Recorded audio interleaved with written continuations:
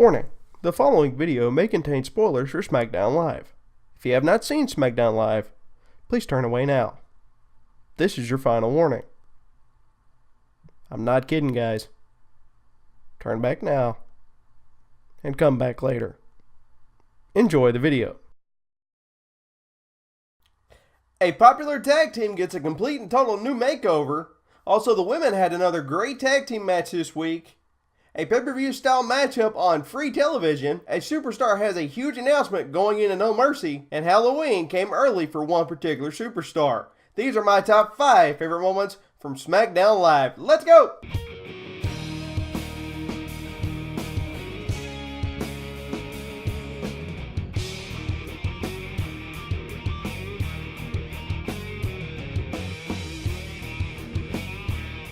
How you doing, everybody? My name is Brandon Duchair Craven, and this is yet another edition of my top 5 favorite moments from Smackdown Live. This time is for 9/27/2016. So without further ado, let's get going, y'all.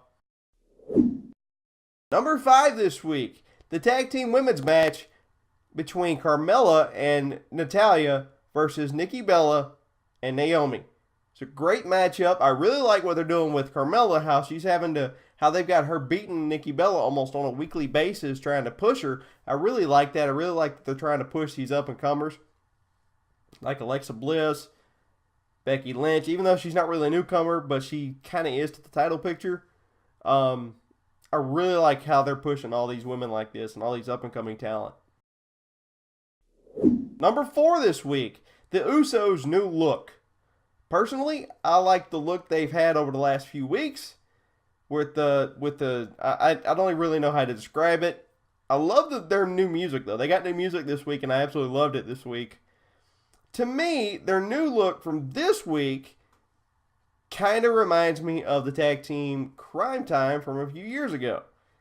I don't know, it just has that kind of vibe to it. It just has that kind of look to it, and, you know, not that there's anything wrong with that. I loved Crime Time back in the day. They were one of my favorite tag teams of, I guess you would call it, the post-Attitude Era. So, I mean, it was really cool. It's just been done before. You know, it's just been done. Number 3 this week, Dolph Ziggler's huge announcement.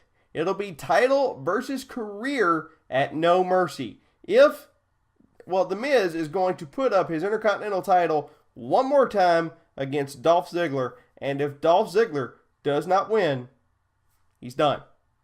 There's no going to Raw. There's no going to NXT. He's done.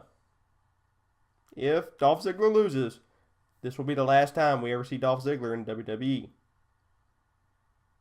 Will he win? Will he not? Have to wait and find out. Number 2 this week, the Wyatt's Maze for Randy Orton. It was good to see a Wyatt feud co-headline a show for a change. And plus, it was darn creative. I mean, it was creepy. It was weird. It was like Halloween come early for Randy Orton. I don't know. I really liked it. Like, it was really cool. I don't know why, but I really liked it. Yeah, true. Randy Orton got the best of him in the end. But it was still cool. I really enjoyed this segment throughout the night. I really enjoyed it. And my number 1 pick for this week, Dean Ambrose versus AJ Styles in a rematch from Backlash, and it truly was a pay-per-view match on free TV. It was a great, fantastic matchup. Cannot wait for the pay-per-view match coming up in just a couple of weeks between Dean Ambrose, AJ Styles, and John Cena. A lot of great storylines that could branch out from this match. AJ Styles continuing his legacy. Dean Ambrose trying to continue his legacy.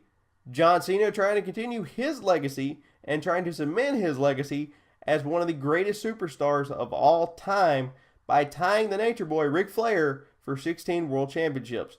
So you've got a lot of great dynamics going off in this match, and it's going to be really good come October 9th.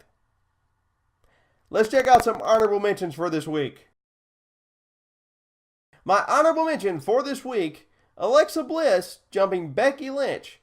It was only like 10 seconds, but it was 10 seconds that once again, to me, proved they might do something at No Mercy. So great job. Let's check out some pros and cons for this week. My pro for this week. Once again, I know it was in my top 5, but the Bray Wyatt mind games with Randy Orton. Yes, Orton got the better of Wyatt in the end, but this reminded me of the old Bray Wyatt, and I think that's what people want to see, is that old Bray Wyatt where he just screwed with people, and he was constantly just messing with people's brains. Like his rivalry with John Cena, even though John Cena won that rivalry in the end, that was one of the best rivalries for Bray Wyatt up until this point, because it was different. It was like Bray Wyatt turned up to 10, and that, I think that's what people want to see again, is that. So, that's my pro for this week, is Bray Wyatt continuing the mind games with Randy Orton. My con for this week, once again, Slater and Rhino. Again, I'm extremely happy for both Slater and Rhino for getting a push, but they could have gotten singles pushes. They don't need to destroy the tag team division by doing this. All they're doing is making them a joke. Put the titles on the Usos at No Mercy. I would love it. I think a lot of other people would love to see the Usos go up. I was almost going to say one-on-one, but I think people would like to see the Usos go up against American Alpha again, because they never really had a match. I think that would be a lot more interesting, and I'd be really interested in seeing Usos versus American Alpha feud moving forward in the tag team division, because those are true tag teams. Like I said, though, I like Slater and Rhino, I really do, but they're better singles competitors in my opinion. That's going to do it for my top 5 favorite moments from SmackDown Live for this week. Check back next week for another edition of my top 5 favorite moments from SmackDown Live and Raw. And I may even post another video coming up this weekend. I recently played episode 2 of the Telltale series Batman video game. I'm going to try to put that up this weekend. Another great game, another great episode from them. So I want to try to post that up this weekend. And if you haven't yet, do not forget my latest pay-per-view review, WWE Clash of Champions, is already up on YouTube. It's right here. And I also have another YouTube subscriber challenge going on right now. It's going on until October 9th. You can find that right here. Thank you guys for watching. God bless you. My name is Brandon Duchair Craven. I'm down for the 3 count. 1, 2, 3. I'll see you next week, or possibly this weekend, right here on the Rolling Wrestling Review YouTube channel. See you later, everybody.